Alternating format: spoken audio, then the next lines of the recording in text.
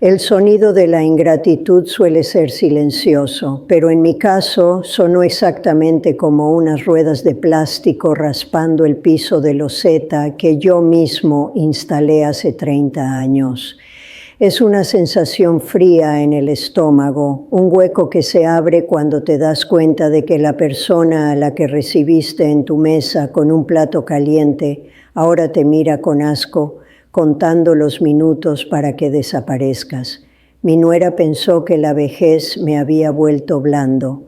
Entró exigiendo, con una sentencia de desalojo y un plazo de 1 hora, convencida de que los papeles que traía en la mano eran mi condena definitiva. Me dijo a la cara que mi hijo, mi propia sangre, ya había firmado todo a su nombre para echarme a la calle. Ella quería verme llorar. Quería verme suplicar por un rincón en la casa que levanté ladrillo a ladrillo. Pero se le olvidó un detalle importante. La vida enseña que cuando uno cree que tiene el control total, es cuando más cerca está de perderlo todo. Ella no sabía que yo llevaba meses escuchando detrás de las puertas y que su victoria perfecta tenía una trampa legal que ella misma había armado sin darse cuenta. Soy Samuel, tengo 67 años, jubilado del IMSS en Cuernavaca, y así fue como convertí mi desalojo en la lección más dura que mi familia jamás olvidará. La puerta de mi habitación no se abrió con la delicadeza que uno esperaría en una casa donde habitan 3 personas que se dicen familia. Se abrió de golpe, con ese sonido seco de la madera vieja protestando contra el marco, un sonido que conozco de memoria porque yo mismo lijé y barnicé esa puerta hace 30 años, cuando mis manos todavía tenían la fuerza para levantar muros y mis sueños la solidez del concreto. Jennifer entró primero. No me miró a los ojos, no de entrada. Su mirada estaba clavada en la maleta roja que arrastraba con la mano izquierda, una maleta que arrojó al centro del cuarto, como quien tira una bolsa de basura que ya le estorba en la cocina. El ruido del plástico golpeando el piso de loseta resonó en el silencio de la tarde de Cuernavaca, interrumpiendo el zumbido de los ventiladores que apenas lograban mover el aire caliente de mayo. «Tiene 1 hora para irse, Samuel», dijo. No suegro, no don Samuel, solo Samuel, seco y cortante, como si pronunciar mi nombre fuera un trámite burocrático desagradable. Se paró frente a mi sillón, con esa postura que había adoptado en los últimos meses, brazos cruzados, barbilla levantada, una mezcla de arrogancia y una prisa nerviosa.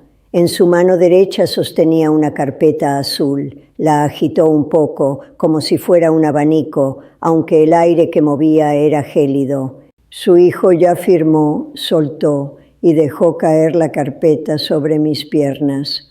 La casa está a mi nombre, todo legal, así que por favor, ahórrenos el drama y empiece a empacar. 1 hora, ni 1 minuto más. Miré la carpeta en mi regazo. Pesaba poco para contener el destino de una vida entera. Abrí la tapa con lentitud. Mis dedos, manchados por la edad y el trabajo de años en el IMSS, archivando expedientes ajenos, rozaron el papel bond. Ahí estaba, la cesión de derechos y al final la firma de Oliver, o lo que parecía ser la firma de Oliver. Un trazo tembloroso, débil, casi irreconocible para cualquiera que no fuera su padre. Levanté la vista. Jennifer me miraba esperando ver la derrota. Esperaba ver al viejo quebrarse, llorar, suplicar por un rincón donde pasar sus últimos días. Es curioso cómo la juventud, en su soberbia, a menudo confunde la vejez con la debilidad y el silencio con la ignorancia. Ella esperaba ver miedo, pero yo sonreí. No fue una sonrisa de alegría, claro está. Fue esa sonrisa que uno pone cuando ve llover justo después de haber terminado de arreglar el techo. Una sonrisa de satisfacción técnica, de deber cumplido. «¿1 hora?», pregunté con una calma que la hizo parpadear. Es tiempo suficiente.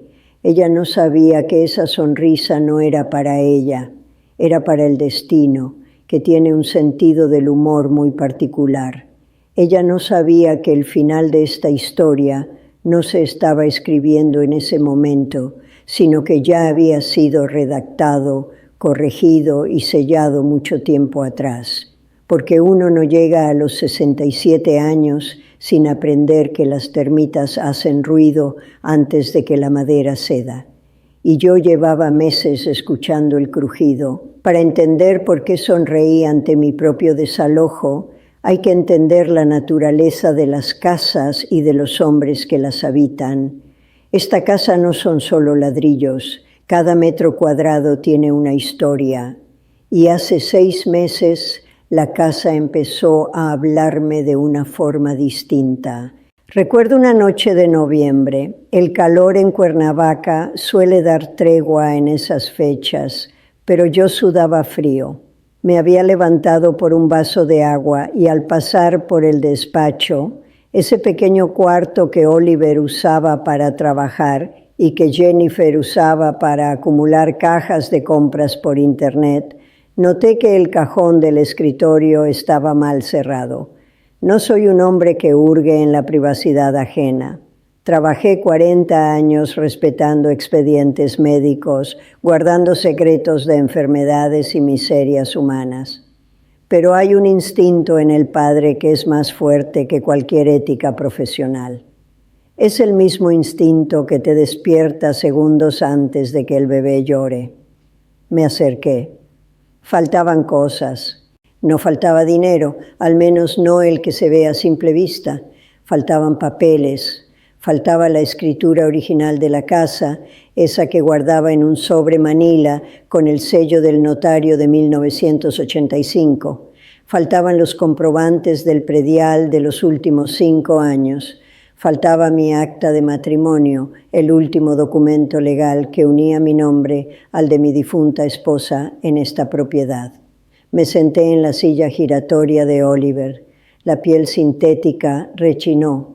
Miré a mi alrededor, a las paredes que levanté con horas extras y aguinaldos ahorrados. En ese momento, en la soledad de la madrugada, entendí que estaba bajo asedio. No dormí esa noche. Me quedé en la cocina, viendo cómo la luz del amanecer teñía de gris los azulejos. Pensaba en Oliver, mi hijo, un buen muchacho, de corazón blando, quizás demasiado blando. Oliver, que nunca aprendió a decir que no porque yo siempre le di todo lo que pude, y su madre le dio todo lo que no podíamos. Pensé en cómo, en los últimos meses, él bajaba la mirada cada vez que yo entraba al cuarto. La desaparición de los documentos no era un robo común, era una preparación. Alguien estaba limpiando el terreno para una construcción nueva y para eso necesitaban demoler lo viejo. Y lo viejo, en esa ecuación, era yo. La vida, vista desde la distancia de los años, deja de ser una serie de eventos sorpresivos y se convierte en patrones. Y el patrón que se dibujaba esa noche era claro: la codicia no tiene paciencia. El patrón se confirmó 6 meses después, hace exactamente 1 año. La confirmación no vino en papel, sino en voz, la voz de Jennifer. Era un sábado. Ellos pensaban que yo había ido al centro a cobrar mi pensión y luego a jugar dominó con los veteranos en el Zócalo, como hacía religiosamente. Pero ese día el calor era insoportable y mi presión arterial me había dado un aviso, así que regresé temprano. Entré por la puerta de servicio, la que da al patio de lavado, buscando no molestar. Las voces venían de la terraza. No es suficiente con lo del coche. Te digo que necesito liquidar eso ya. Era Jennifer. Su tono no era el que usaba conmigo. Ese tono meloso y falso. Era un tono agudo, desesperado. Si vendemos la casa de Cuernavaca con la plusvalía, sacamos para pagarle a esa gente y nos sobra para el enganche del departamento en la Ciudad de México. Hubo un silencio y luego la voz de Oliver apagada, temerosa. Pero Jenny, es la casa de mi papá. Él vive aquí. Él la construyó. ¿A dónde va a ir? Ay, Oliver, por favor. El sonido de una silla arrastrándose. Tu papá ya está grande, con lo que sobre lo metemos en una de esas residencias para adultos mayores. Estará mejor ahí, con enfermeras, con gente de su edad. Aquí solo estorba, y tú lo sabes. Además, esa casa es un activo muerto, y nosotros estamos vivos. Necesitamos vivir bien. Me quedé petrificado junto a la lavadora. No por el insulto de que estorbo, eso uno lo asume cuando las rodillas empiezan a fallar y se vuelve lento en la mesa. Lo que me heló la sangre fue la mención de esa gente. Deudas. No eran sueños de grandeza, eran deudas. Jennifer no quería la casa para formar un hogar, quería la casa para tapar un agujero. Sabía que le gustaba el juego, la había visto apostar en línea en su celular con una ansiedad que no es normal, pero no imaginé la magnitud. Escuché a mi hijo intentar argumentar de nuevo algo sobre la memoria de su madre. La memoria no paga intereses, Oliver, sentenció ella. O lo convences tú o busco la forma yo, pero esa casa se vende. Me retiré en silencio, con el corazón latiendo en las sienes. Salí a la calle y caminé bajo el sol hasta que me faltó el aire. Me senté en una banca del parque y vi a las palomas pelearse por un pedazo de pan duro. Así estábamos, peleando por migajas. Ese día entendí algo fundamental. No se puede negociar con el cáncer. Se extirpa o te mata. Y Jennifer era un cáncer en la vida de mi hijo y en el techo que debía protegerlo. Si yo no hacía algo, Oliver se quedaría sin padre, sin casa y con una deuda impagable. Al mes siguiente fui a ver a Roberto, el licenciado Roberto Méndez. Nos conocemos desde la primaria. Él siguió estudiando leyes mientras yo entraba al Seguro Social, pero nunca perdimos la costumbre del café los jueves. Su despacho huele a lo que deben oler los despachos de los hombres justos, a papel viejo, a tabaco de pipa, aunque ya no fuma, y a lealtad. Le conté todo, no omití nada, ni la vergüenza de tener un hijo dominado, ni el miedo de terminar en un asilo barato pagado con las obras de mi propio patrimonio. Roberto me escuchó limpiándose los lentes con un pañuelo de tela, una manía que tiene cuando está pensando. La ley protege al adulto mayor, Samuel, me dijo poniéndose los lentes. Podemos demandar alimentos, podemos blindar la casa como patrimonio familiar.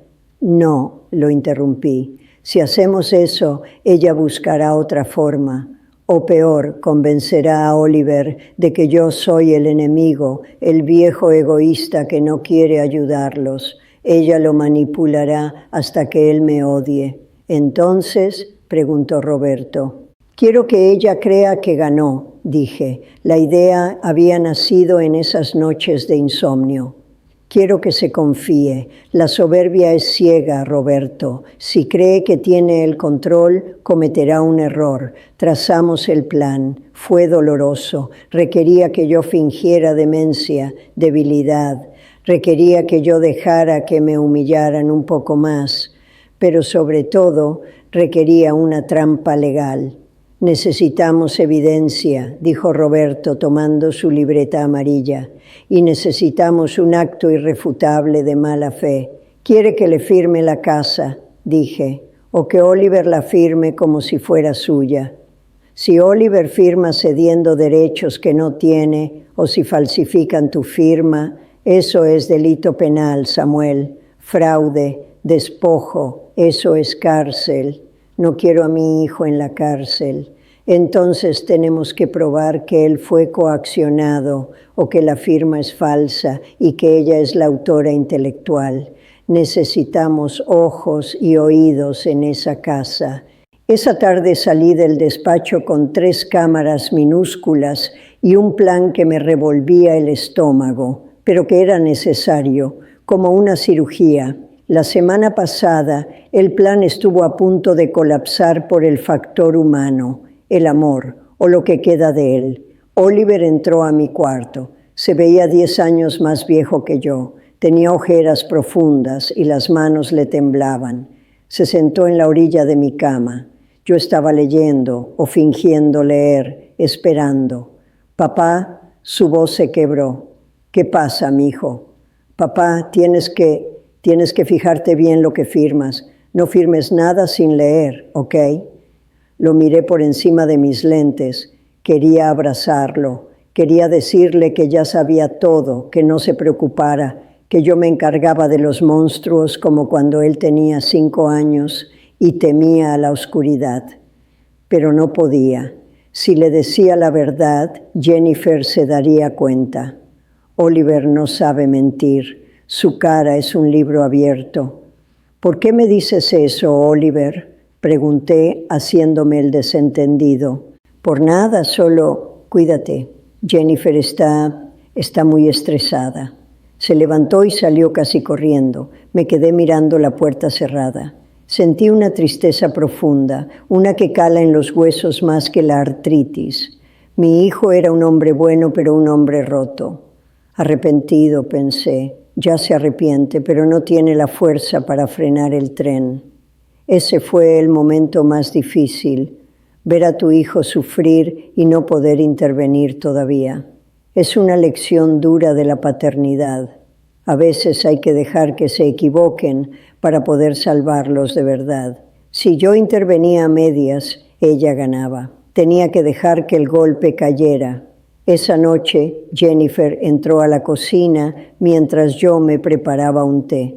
Ya casi está todo listo para reorganizar las finanzas, Samuel, dijo, picando una manzana con un cuchillo grande. Oliver y yo creemos que sería mejor si la casa estuviera a mi nombre por temas fiscales. Usted sabe, cosas de impuestos. Mañana traeré los papeles. Lo que sea mejor para ustedes, dije, bajando la cabeza.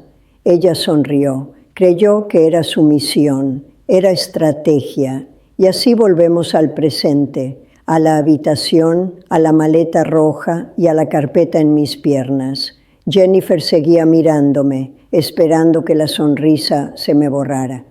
¿De qué se ríe?, escupió las palabras. ¿Cree que es broma? Mire la firma. Es de Oliver. Él es el copropietario desde que murió su mamá.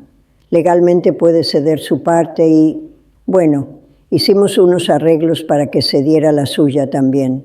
Poder notarial. Todo está ahí. Cerré la carpeta despacio. ¿Sabes, Jennifer?, dije, usando un tono conversacional, como si estuviéramos comentando el clima. Hay algo que nunca te tomaste la molestia de preguntar. Nunca preguntaste cómo construí esta casa. No me importan sus historias de albañil, replicó ella mirando su reloj. Le quedan 50 minutos. No son historias, son hechos. Y otro hecho es que Oliver nunca fue copropietario. Cuando mi esposa falleció, Dios la tenga en su gloria, el testamento fue muy claro. Usufructo vitalicio para mí. Y la propiedad pasa a Oliver solo hasta el día de mi muerte. Antes no. Jennifer palideció ligeramente, pero recuperó la compostura rápido. Oliver firmó un poder. Él dice que usted le dio poder amplio. Ah, sí, el poder.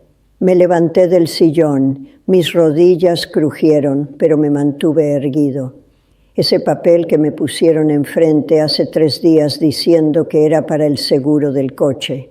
Usted lo firmó. Garabatea algo, sí, pero verás, mija.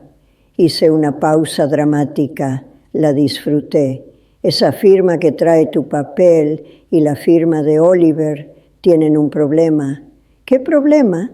Que Oliver no la hizo y yo tampoco. Oliver lo firmó delante de mí, gritó ella, perdiendo los estribos.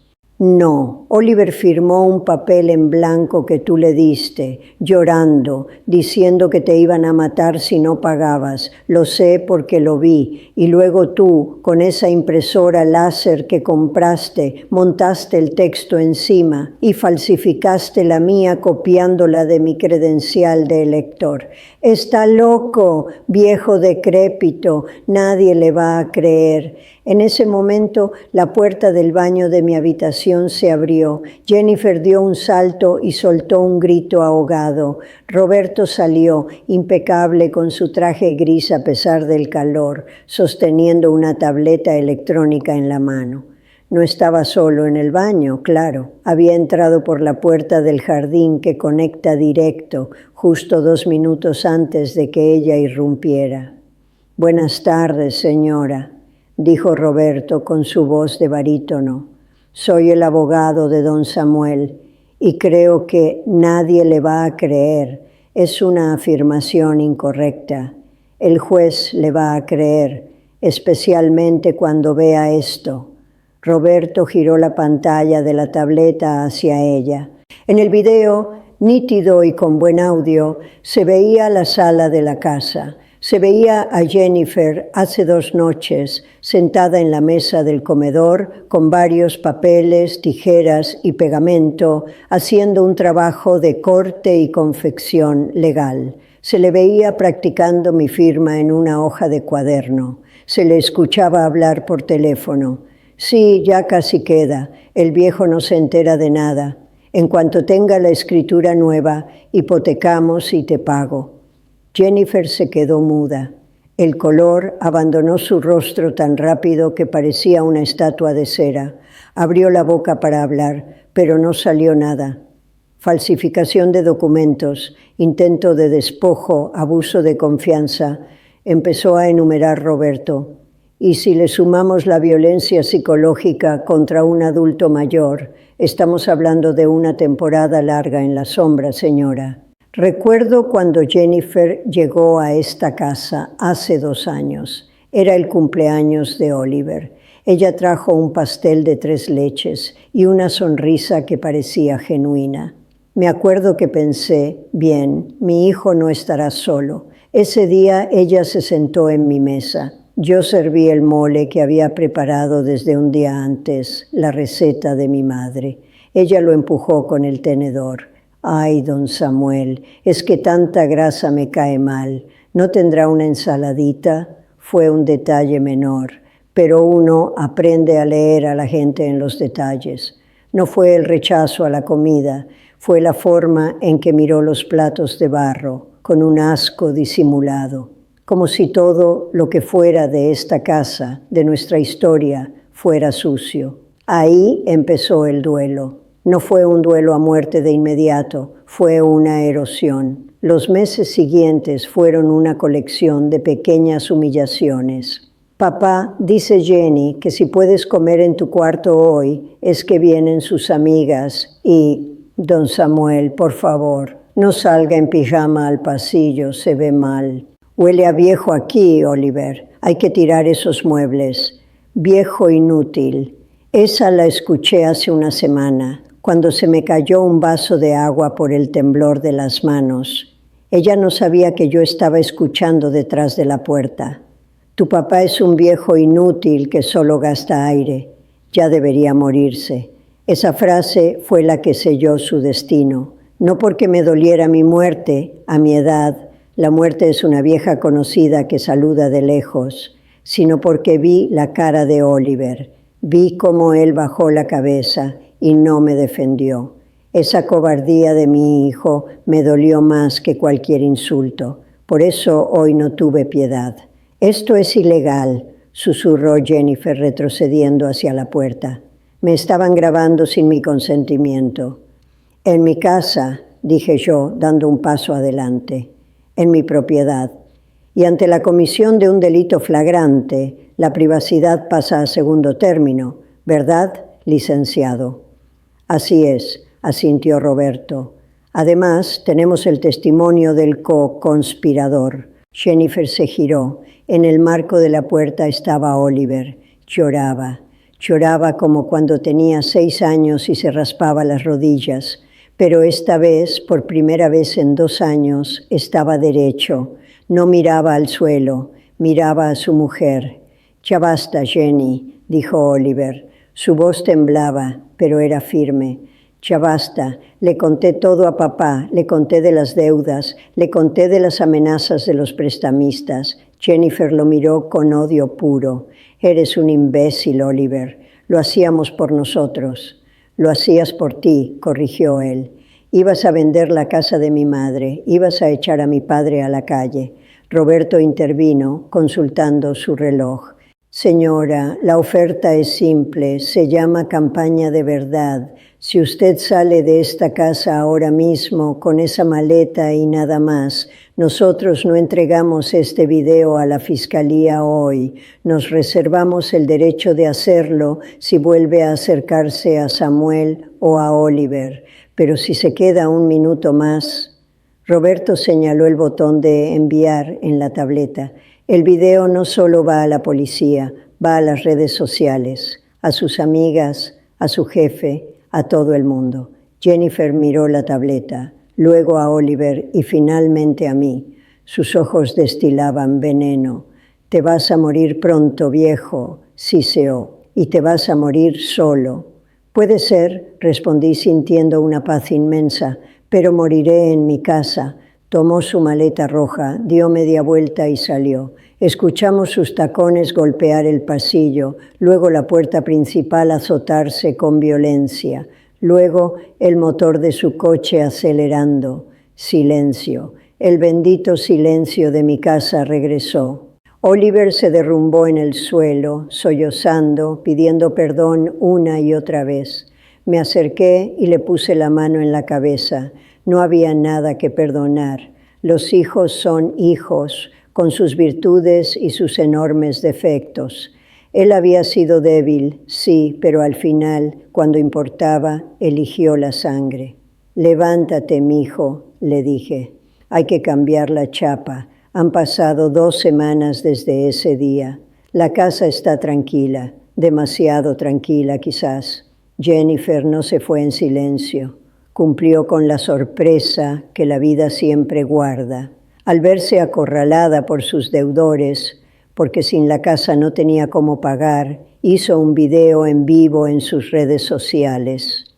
Intentó hacerse la víctima, lloró, dijo que nosotros la habíamos maltratado, pero la gente no es tonta. Y Oliver, en un acto de valentía que no creí que tuviera, publicó el video de la cámara oculta en los comentarios. La verdad salió a la luz. La confesión fue pública. Ella tuvo que huir de la ciudad, perseguida por la vergüenza y por los prestamistas.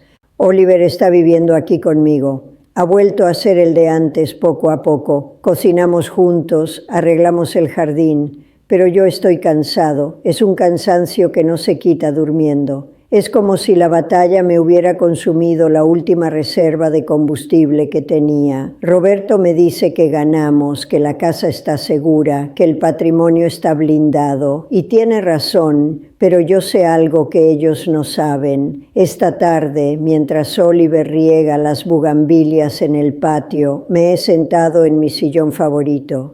El sol entra por la ventana, iluminando las partículas de polvo que bailan en el aire. Siento el corazón latiendo despacio, muy despacio, como un reloj antiguo que se olvida de marcar los segundos. Miro las paredes, mis paredes, escucho los ruidos de la casa. La victoria no es haber humillado a Jennifer. La victoria es esto, que mi hijo esté ahí afuera, regando las plantas, libre de una mujer que lo consumía. La victoria es saber que cuando yo cierre los ojos, él tendrá un techo. Me siento pesado, los párpados me pesan toneladas. Creo que voy a descansar un rato, solo un rato. Veo a mi esposa esperándome en el umbral de la puerta, joven como el día que nos casamos. Me sonríe. «Ya voy, vieja», murmuro. «Ya dejé todo arreglado». Cierro los ojos. La casa, mi casa, me abraza por última vez. Si esta historia te tocó, déjame un comentario con tu ciudad. A veces pensamos que estamos solos defendiendo lo nuestro, pero somos muchos los que hemos tenido que poner un alto por dignidad. Y si conoces a alguien pasando por algo así, compártelo. A veces uno necesita saber que no está loco, que el instinto no falla y que nunca es tarde para defender el propio techo. Gracias por escucharme.